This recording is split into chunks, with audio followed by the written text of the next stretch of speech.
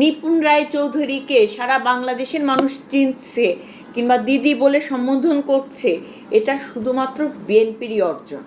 কিন্তু জামাতকে রাজনীতির স্বার্থে কিন্তু আওয়ামী লীগ কিন্তু বারবার ব্যবহার করছে। এখন হিন্দুদের বাড়িঘর দখল করার দরকার, ভয় ভীতি দেখিয়ে তারা যাতে ভারতে চলে যায়।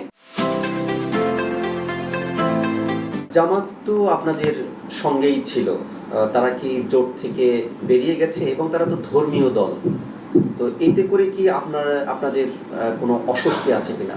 না, এটি আমাদের কোনো অস্বস্তির কোনো কারণ তো নেই, ঠিক আছে। এটা আমাদের জোটের শরিক ছিলেন এবং তারা বেরিয়ে গিয়েছেন, এটার কোনো স্পষ্ট কোনো বক্তব্য কিন্তু এখনো আসে নাই, ঠিক আছে। তো এটা নিয়ে